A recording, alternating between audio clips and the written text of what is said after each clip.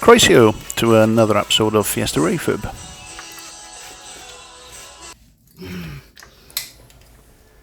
Last time out, I forgot to show some of this footage. The drive shaft's coming out. Which is just as well because it's mostly footage of me grunting and trying to get this sodding arm out.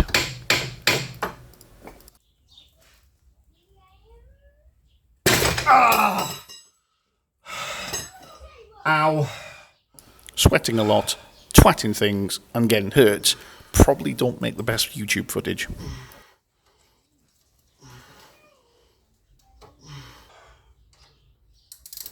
So while I'm doing all this work, yeah, it makes sense to do a bit of a brake refurb as well. So those hoses are going to get replaced, and the calipers will have a bit of a service, and new pin boots as well.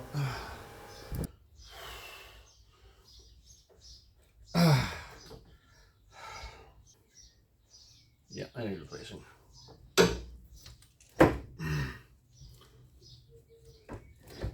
I'll show a bit of that process for anybody that's interested. It's standard brake stuff, but that'll be coming up in another episode.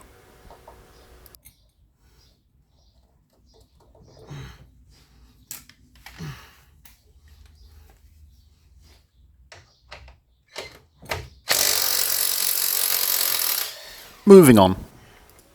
Let's talk gearboxes for a minute or two.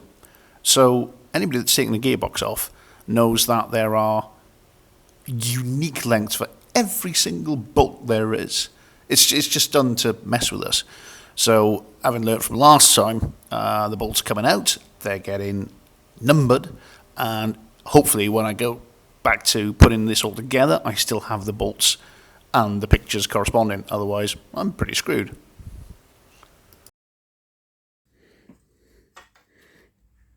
So following that, we got the engine and gearbox out, and we've started the strip down now. On to more exciting and easier things, so I thought. Yeah, there's two words that should strike fear into any car mechanic, and they are the words diesel and injector combined. This is the worst job I've ever done, seriously. Well, not this one, this is just taking screws off. But diesel injectors. Here we go. These just keep turning. They won't come out. And I don't know what's holding the top of this on.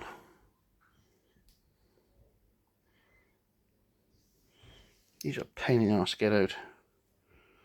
And these won't budge.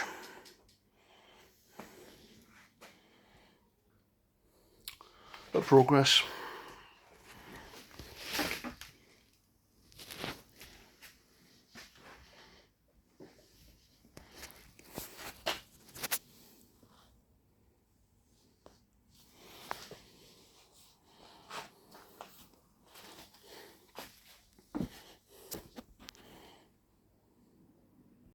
Here we go. So one injector came out. At this point, I'm just going to mute this next section, because if I have to listen to this again, I think I'll cry. So why the melodrama? Okay. Diesel injectors tend to get absolutely caked and seized with carbon, and they're just almost impossible to get out. This job took me about a week and a half, and I tried everything. Carb cleaner, leaving it for days, leaving it soak, wiggling. This tool was the answer. It was brilliant. But there was more fun in store. Useless. There are warnings galore all over YouTube for these injector posts because they just crumble apart. And there's a special place in hell for the engineers who decided to use these tiny Torx bolts for this job. And yeah, it's again what should be, a 2-minute job, 10-minute job, took days, as you can see.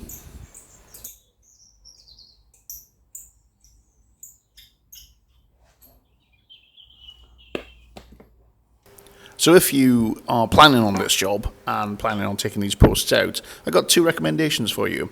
A is don't, just leave them there.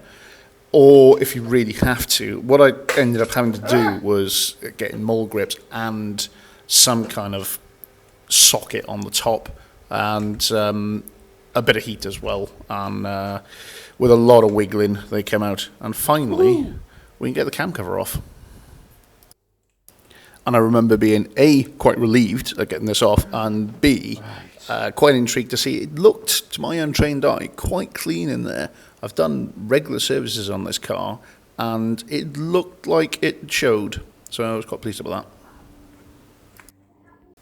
I'm already into the head disassembly and now assembly, so I've got a lot of footage for that. So that'll be in the next episode.